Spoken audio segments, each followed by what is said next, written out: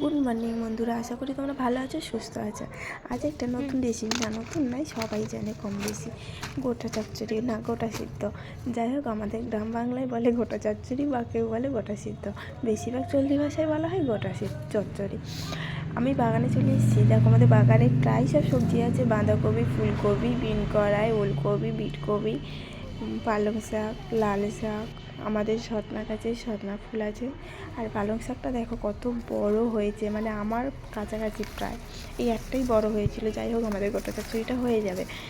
আর তোমরা বলো যে আমাকে কমেন্ট করেছিলে যে গোটা চচ্চড়ি জানতে গোটা গোটা সবজি। হ্যাঁ, গোটা গোটা সবজি দেওয়া হয়। আমরা এই গোটা পালং শাকটা তো গোটা দেওয়া যাবে না, তার জন্য আমাদের ছোট ছোট পালং শাক আরও থাকে, সেই 9টা করে, মানে মেন হচ্ছে 9টা করে আমরা প্রত্যেক জিনিসটা দিয়ে দিই। বলতে পারো যে ফুলকপিটা কি গোটা দাও? না, ফুলকপিটা তো গোটা দেওয়া সম্ভব নয়, তার জন্য আমরা ছোট, মানে ওর মিডিয়াম করে কেটে দিই, একটা করে, যে ডাঁটি শুদ্ধ ফুল থাকে সেটা কেটে দিই। আর বাঁধাকপি ওটা ওরও মানে 4 ফালি করে ওটা ওইভাবে খুলে দেওয়া হয়। এবার ফুলকপি হলো, বিটকপি বলো, যেগুলো ছোটো থাকে দেওয়া হয়, নাহলে ওই 4 ফালি করেই দেওয়া হয়। দেখো, গোটা তো অতক্ষণ সিদ্ধ করা সম্ভব নয়, কিন্তু ছোট ছোট 9টা করে দেওয়া হয় প্রত্যেকটা জিনিস। যেমন বিন কড়াই, শিম, কড়াইশুঁটি, ছোট ছোট আলু, কড়াই শাক, মানে প্রায় যে সবজিগুলো, 9 রকম কুল, এই 9টা কুল, সরি। এটা হচ্ছে আমাদের বাগানে কড়াই শাক, কি সুন্দর ফুল এসছে দেখো। প্রায় আমার সবজি তোলা হয়ে গেছে, দেখো আমার সবজিগুলো। আর মা এদিকে আনাজ কাটছে।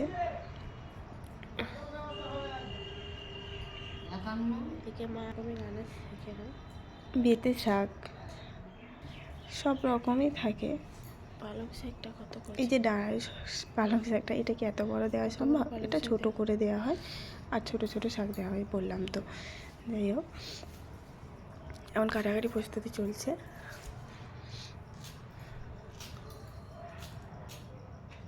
আমাদের আনাজ প্রায় কাটা কমপ্লিট হয়ে এসছে।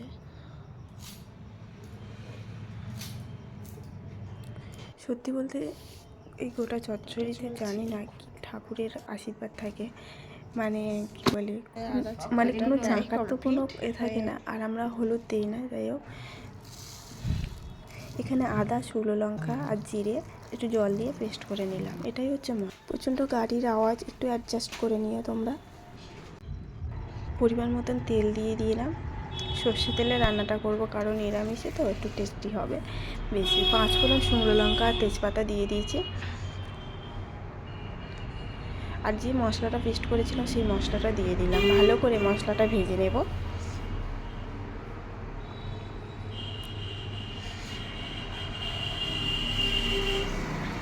এখানে কিন্তু আমি জল দেব না, কারণ শাক আছে তো অনেক, জলটা উঠবে, তার জন্য আমি জল দেব না। মশলাটা কষানোর সময় খুব আগুনটা লোতে রেখেছিলাম, যাতে মশলাটা কষাতে পারি অনেকক্ষণ।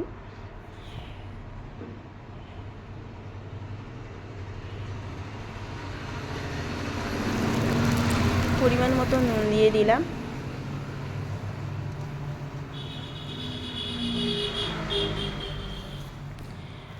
আর এখানে লঙ্কা আমি দিয়েছি, লঙ্কা গুঁড়ো দিলাম না। আর হলুদ দেবো না, তার জন্য বিটকপি আছে, বিটকপির রঙটা হয়ে যাবে, আর ঝালের রঙ তো আছে। সবজিগুলো দিয়ে দিলাম। দেখো, আমার গোটা সবজিও আছে, কিছু কাটাও আছে। সবজিটা ভালো করে কষিয়ে নিলাম। ভালো করে কষাতেই তো হবে। দেখো, আস্তে আস্তে কিন্তু অনেকটাই হেঁচে গেছে, আমি কিন্তু জল দিইনি, দেবও না।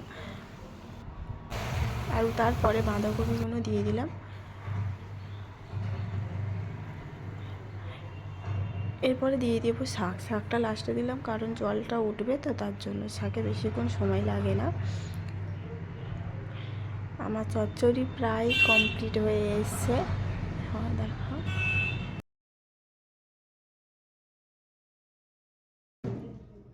ষষ্ঠীর গোটা সিদ্ধ বা চচ্চড়ি তোমরা কি এইভাবে বানাও? খুব টেস্টি হয়, সব বলছিলাম সত্যি। আর তোমরা কিভাবে বানাও জানিও, কমেন্ট করে কিন্তু জানাতে ভুলো না। আসছি অন্য কোনো নতুন রেসিপি।